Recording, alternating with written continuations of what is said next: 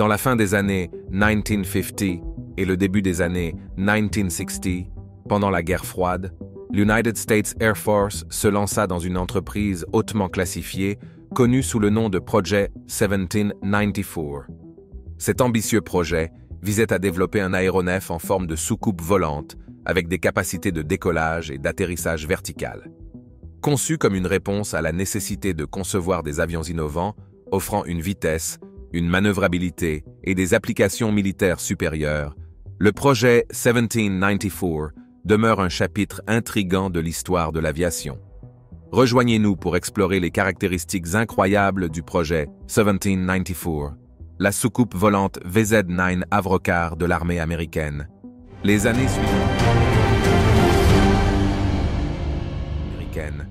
Les années suivant la Seconde Guerre mondiale furent marquées par une intense tension géopolitique entre les États-Unis et l'Union soviétique, une période communément appelée la guerre froide. Alors que les deux superpuissances cherchaient à obtenir des avantages technologiques, militaires et stratégiques l'une sur l'autre, divers projets innovants émergèrent. Ces initiatives étaient souvent entourées de secrets, certaines repoussant les limites de la technologie conventionnelle. Un domaine où cette quête de supériorité était évidente était l'aviation. L'évolution rapide de la technologie aéronautique au cours de cette époque a vu le développement de moteurs à réaction, de vols supersoniques et l'exploration de nouvelles formes d'aéronefs. Dans ce contexte, l'United States Air Force initia le projet 1794 pour créer un aéronef révolutionnaire capable de décollage vertical et de volume à grande vitesse. Alors que les avions traditionnels, tels que les avions de chasse et les bombardiers, jouaient des rôles cruciaux dans les opérations militaires, une curiosité croissante émergeait quant aux avantages potentiels de configuration alternative d'aéronefs. Le concept d'un véhicule en forme de soucoupe volante, capable de volume stationnaire, de décollage et d'atterrissage vertical, ainsi que de volume horizontal à grande vitesse, captivait l'imagination des planificateurs militaires. Les objectifs principaux du projet 1794 étaient de développer un aéronef en forme de soucoupe avec des capacités de décollage et d'atterrissage vertical, d'atteindre un volume horizontal à grande vitesse, d'explorer les applications militaires potentielles d'un tel aéronef innovant et de gagner un avantage stratégique sur d'éventuels adversaires. Le projet 1794 était envisagé comme une réponse à la nécessité de concevoir des modèles d'aéronefs non conventionnels pouvant surpasser les avions traditionnels en termes de vitesse, de manœuvrabilité et de polyvalence dans divers scénarios militaires. Pour donner vie à la vision du projet 1794, l'United States Air Force sélectionna Avro Canada en tant qu'entrepreneur responsable de son développement. Avro Canada, une filiale du groupe britannique Hawker Siddeley, fut choisie pour son expertise en conception et fabrication d'aéronefs. La société avait déjà travaillé sur des projets d'aviation réussis et sa participation était censée accélérer le développement du concept de soucoupe volante. Le choix d'Avro Canada ne s'est pas fait de manière isolée. Il s'inscrivait dans le cadre d'une collaboration plus large avec le groupe Hawker Siddeley. Ce partenariat réunissait les compétences techniques d'Avro Canada et les ressources de Hawker Siddeley pour soutenir les objectifs ambitieux du projet 1794. La collaboration visait à exploiter l'expertise collective des deux entités pour créer un aéronef révolutionnaire. Au cœur du projet 1794 se trouvait l'Avrocar, un aéronef en forme de disque ressemblant à l'image populaire d'une soucoupe volante. La conception de l'Avrocar était non conventionnelle, avec un cockpit central pour le pilote et une grande plateforme circulaire générant portance et poussée. La conception circulaire était esthétiquement distinctive et servait à des fins fonctionnelles spécifiques. Jack Frost, également connu sous le nom de John Carver Meadows Frost, était un concepteur d'aéronefs britannique et le cerveau derrière la soucoupe volante Avrocar. Il avait travaillé sur des avions expérimentaux supersoniques pour le Royaume-Uni et sur le premier projet de chasseur à réaction du Canada, le CF-100. Travaillant au sein de l'équipe de recherche du CF-100, il créa un groupe de projets spéciaux, un collectif de concepteurs et d'ingénieurs expérimentaux du siège social d'Avro Canada qui travaillèrent sur ce projet créatif secret avec lui. L'Avrocar incorporait plusieurs caractéristiques et innovations clés. Le groupe de projets spéciaux examina plusieurs conceptions de décollage et d'atterrissage vertical, mais toutes présentaient une forme de disque suggérée au début du projet. Ils décidèrent que leur résultat devait être un chasseur en forme de disque, énorme et supersonique. La conception comportait une section surélevée au milieu au-dessus du moteur, et son admission était couverte de lamelles horizontales pour permettre l'entrée d'air. Le concept développé indiquait des estimations de performance encourageantes pour les États-Unis, avec la possibilité d'atteindre Mach 3, à des altitudes d'environ 100,000 pieds ou 30,000 mètres. Tous les membres de l'United States Air Force ne soutenaient pas le projet. Plusieurs branches voulaient obtenir des fonds pour des projets expérimentaux personnels tels que des avions à propulsion nucléaire. Initialement, l'idée était d'utiliser un nouveau moteur composé de 6 moteurs Armstrong Siddeley Viper, disposés sur le bord extérieur d'un rotor. Ce nouveau moteur, le PV704, utilisait une conception provisoire testée avec des résultats désastreux, s'embrasant à 3 reprises. Il était si peu fiable que le personnel craignait de le tester, même lorsque ces tests étaient effectués derrière une vitre pare-balles et une cabine en acier. Un dernier test de ce moteur eut lieu en 1956, entraînant une perte de contrôle et une explosion, conduisant à la recherche d'alternatives moins dangereuses. Pendant que le concept du moteur était en cours de révision, l'équipe de recherche décida de construire une version de démonstration, plus petite, de l'aéronef qu'ils nommèrent Avrocar. L'idée d'un prototype plus petit pour l'United States Air Force fut présentée. Le projet reçut un budget conjoint de 2 millions de dollars provenant des services pour 2 modèles. Plus tard, l'Air Force ajouta $700,000 du programme 606A-A1, 77 millions de dollars, pour développer le deuxième modèle. L'équipe de recherche devait construire une plateforme d'essai aérodynamique pour le modèle final WS 606. Les exigences initiales attendues du prototype Avrocar étaient qu'il puisse rester en volume stationnaire pendant tant minutes en effet de sol, avec une portée de 25 miles ou 40 km, et une charge utile de 1000 livres ou 450 kg. Malheureusement pour la soucoupe volante, elle ne répondit pas aux attentes. Malgré sa conception innovante, l'Avrocar fit face à de nombreux défis techniques, en particulier en termes de stabilité et de contrôle. La forme circulaire destinée à fournir portance et stabilité posait également d'importants problèmes aérodynamiques. Les ingénieurs luttaient avec les complexités de contrôler un aéronef avec une conception aussi peu conventionnelle. Un autre défi significatif était le bruit. L'Avrocar générait un bruit considérable pendant son fonctionnement, ce qui constituait non seulement une préoccupation technique, mais aussi une limitation pratique pour une utilisation militaire. L'aéronef était sujet à un phénomène connu sous le nom de résonance sonique, qui pouvait compromettre potentiellement son intégrité structurelle. Surmonter ces défis était crucial pour que l'Avrocar atteigne ses performances prévues et réponde aux exigences exigeantes du projet 1794.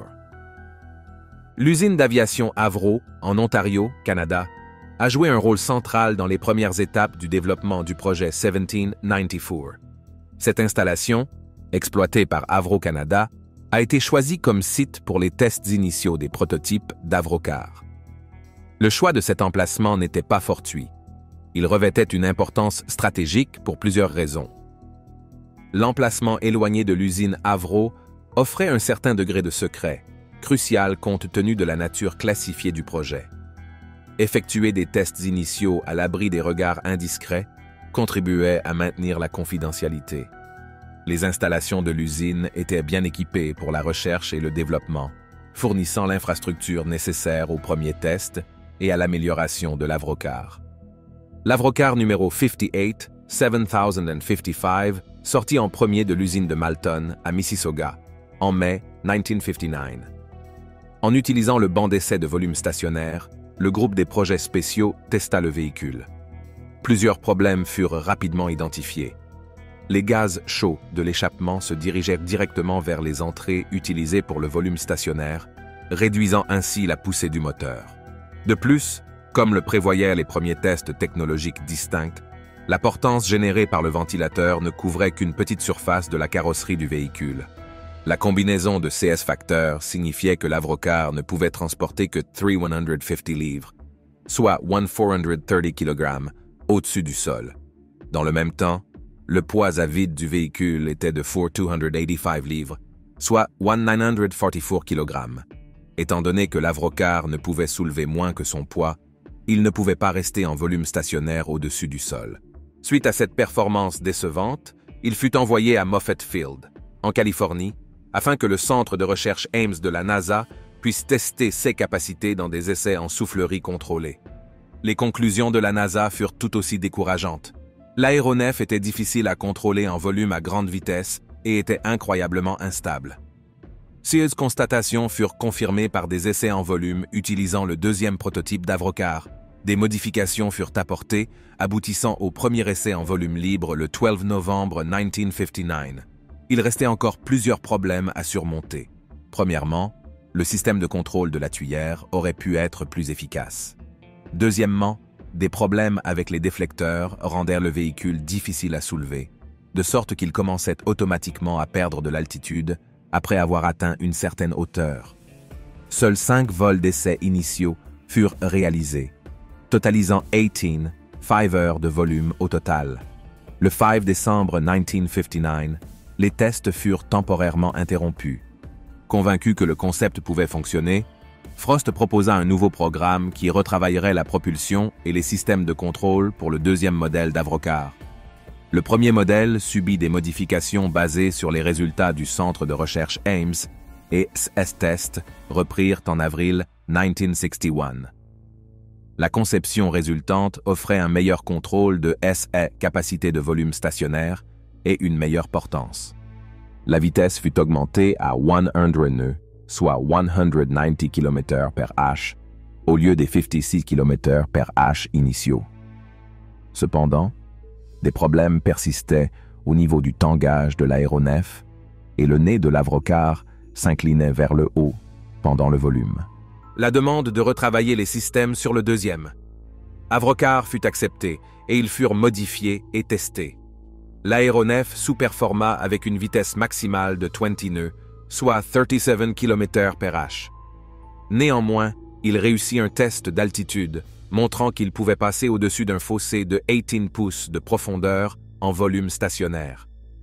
Le deuxième Avrocar ne parvint toujours pas à gagner beaucoup d'altitude, dépassant la hauteur critique qui entraînait une instabilité significative. Le rapport sur ces tests souligna également des mouvements de roulis et de tangage incontrôlables, que le groupe des projets spéciaux ne parvint pas à corriger.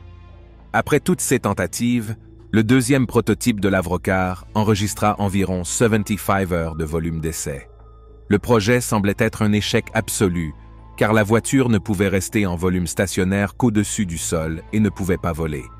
La conception limitait sa vitesse, tout en la rendant insupportablement chaude et bruyante, ce qui signifiait que toute utilisation militaire devrait prendre en compte le manque de furtivité de base. Des demandes de modifications supplémentaires furent de nouveau formulées. Plutôt que de continuer avec les modifications proposées par l'équipe de recherche, l'Avrocar fut annulé en décembre 1961. L'United States Air Force était confronté à une décision complexe et difficile concernant l'avenir du projet 1794, une entreprise qui avait autrefois suscité de grands espoirs, mais était maintenant en proie à des coûts croissants, à des limites techniques et à des perspectives incertaines de succès. Cela marqua un tournant dans l'histoire du projet, conduisant finalement à son annulation officielle et au stockage des prototypes d'Avrocar. Un des principaux facteurs qui contribua à l'annulation du projet 1794 fut le fardeau financier croissant qu'il imposait à l'United States Air Force. Le développement de concepts d'aéronefs révolutionnaires, en particulier ceux aussi novateurs que l'Avrocar, s'accompagne souvent de coûts imprévus. Au fur et à mesure que le projet avançait, il était évident que l'investissement financier nécessaire pour résoudre les défis techniques et créer un aéronef fonctionnel était hors de contrôle. L'United States Air Force devait peser les avantages potentiels de l'Avrocar par rapport à la pression budgétaire croissante qu'elle imposait. L'Avrocar avec sa conception non conventionnelle en forme de soucoupe, présentait une myriade de défis techniques difficiles à surmonter. Atteindre un volume stable et contrôlé était un objectif insaisissable, en particulier pendant la transition du décollage vertical au volume horizontal.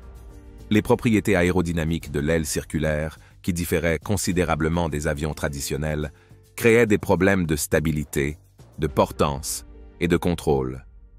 Ingénieurs et pilotes d'essai luttaient contre ces défis, entraînant un processus de développement prolongé.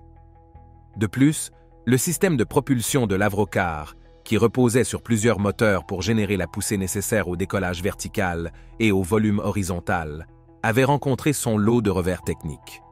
Coordonner ces moteurs pour qu'ils fonctionnent de manière transparente dans divers régimes de volume était une tâche redoutable, et des problèmes de fiabilité sont apparus lors des tests. À mesure que le projet avançait et que les défis techniques persistaient, des doutes ont émergé quant à la viabilité de l'Avrocar en tant qu'aéronef militaire pratique. L'enthousiasme initial et l'anticipation entourant la conception en forme de soucoupe volante ont progressivement cédé la place au scepticisme. La direction de l'United States Air Force devait se demander si l'Avrocar pouvait réaliser réaliste les exigences opérationnelles et les demandes strictes de l'armée. Les perspectives incertaines de succès sont devenues un facteur important dans le processus de prise de décision. L'United States Air Force avait besoin d'aide pour allouer des ressources à un projet au rendement décroissant ou explorer des voies alternatives susceptibles de produire des résultats plus prometteurs pour la défense nationale. Bien que l'annulation du projet 1794 ait été indéniablement décevante pour ceux qui avaient investi des années d'efforts et d'expertise dans son développement, c'était une décision prise dans l'intérêt supérieur de la défense nationale et de la responsabilité fiscale. L'United States Air Force redirigera SES Ressources et SES Efforts vers d'autres programmes d'aviation plus prometteurs pour répondre aux besoins évolutifs de l'armée. Les dirigeants d'Avro-Canada croyaient toujours aux progrès réalisés et cherchaient à obtenir un financement canadien ou international pour d'autres aéronefs à décollage vertical et atterrissage en disque ou une version à jet de levage. Cependant, ils ne trouvèrent aucun intérêt et fermèrent le groupe des projets spéciaux. Les deux modèles de l'Avrocar produits appartiennent aux États-Unis, mais le deuxième modèle a été expédié au Canada pour y être exposé. Après avoir été exposé aux intempéries à l'extérieur, il a été envoyé au musée des transports de l'armée américaine en Virginie pour restauration. Le premier Avrocar a été envoyé au Musée national de l'air et de l'espace du Maryland. Il était en stockage jusqu'à ce que le Musée national de l'United States Air Force dans l'Ohio l'emprunte. Après restauration, il a été exposé et est actuellement hébergé à la Galerie des avions présidentiels. Bien que le projet 1794 ait pu être annulé, son héritage a perduré, laissant une empreinte durable sur divers aspects de l'aviation et de la technologie. Au-delà de essais, défis et revers immédiats, le projet a contribué de manière significative à l'innovation, à la recherche sur l'effet de sol, à la technologie furtive et à la sensibilisation du public aux progrès de l'aviation. La conception circulaire de l'Avrocar avait d'importantes implications pour l'aérodynamique de l'effet de sol et la technologie VTOL. Pendant ces phases de développement et de test, les chercheurs ont exploré les propriétés aérodynamiques uniques de l'aile circulaire. Ces recherches ont fourni des informations précieuses sur l'effet de sol, qui se produit lorsque l'aéronef vole près du sol, entraînant une portance et une efficacité accrues. Ces résultats avaient des implications plus larges pour le développement des technologies VTOL et des aéroglisseurs qui reposent sur les principes de l'effet de sol pour atteindre un volume stable près de la surface. L'un des défis inattendus rencontrés lors des tests de l'Avrocar était le bruit généré par 16 multiples moteurs.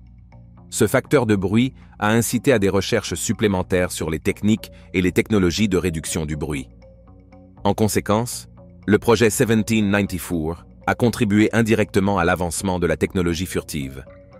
La recherche de systèmes de propulsion plus silencieux et de conception plus aérodynamique a joué un rôle dans le développement d'aéronefs présentant des sections radar réduites, conduisant finalement à des avions furtifs tels que le F-1 117 Nighthawk et le B-2 Spirit. L'apparence distinctive de l'Avrocar, ressemblant à une soucoupe volante, a captivé l'imagination du public et a laissé une empreinte indélébile sur la culture populaire. À une époque où les observations d'OVNI étaient un sujet de fascination et d'intrigue, la ressemblance de l'Avrocar avec les descriptions d'objets volants non identifiés, OVNI, a encore accru l'intérêt du public. L'aéronef est devenu un symbole culturel, fréquemment référencé dans les discussions sur l'aviation et l'exploration spatiale. Son influence s'est étendue aux représentations d'OVNI dans les médias populaires, contribuant à la fascination durable pour les rencontres extraterrestres. L'apparence de soucoupe volante de l'Avrocar, combinée à son caractère initial secret, a créé une aura de mystère et d'intrigue qui s'est étendue bien au-delà des cercles de l'aviation et de la défense. Cette conception unique et la nature clandestine de son développement ont involontairement alimenté les spéculations et la curiosité, entraînant des CA d'identification erronés par des amateurs d'OVNI et le public. Ici, nous plongeons dans la spéculation sur les ovnis entourant l'Avrocar et son impact sur l'aéronef et le projet 1794. Pour comprendre le contexte de la méprise sur le VZ9, il est essentiel de considérer le contexte culturel plus large des années 1950 et 1960. Cette époque a été marquée par une vague significative d'ovnis, caractérisée par une augmentation des observations signalées, des récits de rencontres extraterrestres et un intérêt généralisé du public pour la possibilité de visites extraterrestres. Les médias populaires, y compris les films, les livres et les émissions de télévision, dépeignaient souvent les ovnis comme des objets ressemblant à des soucoupes volantes, en enracinant davantage cette image dans la conscience publique. Pendant ses premières phases de développement, le projet 1794 était entouré de secrets, une pratique courante pour les projets d'aviation militaire à l'époque. La conception unique de l'Avrocar et ses informations limitées ne faisaient qu'alimenter les spéculations. Les militaires américains et les ingénieurs d'Avro menaient des tests à l'abri des regards, ajoutant au mystère du projet. Alors que les rumeurs et les spéculations sur les objets volants non identifiés, OVNI, abondaient, certains amateurs d'OVNI ont identifié à tort l'Avrocar comme une preuve potentielle de vaisseaux spatiaux extraterrestres. La forme en soucoupe de l'Avrocar ressemble étroitement à l'image populaire des ovnis décrite dans les médias et les témoignages oculaires. Cette mauvaise interprétation a ajouté au mystique entourant à la fois l'Avrocar et le projet 1794. La méprise de l'Avrocar en tant qu'OVNI a suscité un intérêt et des spéculations accrues du public. Journaux et magazines ont repris l'histoire, souvent en la sensationnalisant et contribuant au récit de l'observation de soucoupes volantes. Les rapports d'observation d'OVNI près des installations d'essais d'aviation, y compris l'usine d'aviation Avro en Ontario, au Canada, ont alimenté davantage CS spéculation. Bien que la spéculation sur les ovnis entourant l'Avrocar puisse sembler tirée par les cheveux pour ceux impliqués dans le projet, elle a eu des conséquences positives et négatives. D'une part, la méprise a attiré une attention significative sur l'aéronef et le projet 1794, sensibilisant le public au projet dans la culture populaire.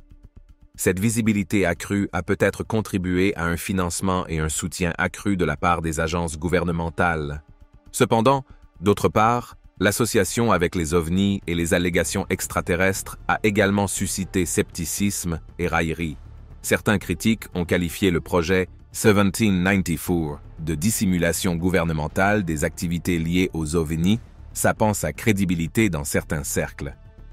Dans les années qui ont suivi l'annulation du projet 1794, le voile de secret entourant le projet a commencé à se lever. Les efforts de déclassification du gouvernement américain ont permis aux historiens et aux chercheurs d'accéder à des documents liés au projet. Cette transparence nouvellement acquise a fourni une compréhension plus claire des motivations, des défis et des résultats du projet 1794. D'un point de vue historique, l'Avrocar et le projet 1794 servent de rappel des expérimentations ambitieuses de l'époque et de la volonté de repousser les limites de la technologie aéronautique. Bien que l'Avrocar n'ait pas atteint ses objectifs, il reste un exemple fascinant de la conception des aéronefs du milieu du XXe siècle et de la poursuite de concepts aéronautiques non conventionnels. Merci de regarder. Pendant que vous êtes toujours ici, cliquez sur le lien à l'écran pour découvrir une autre de nos vidéos. À bientôt.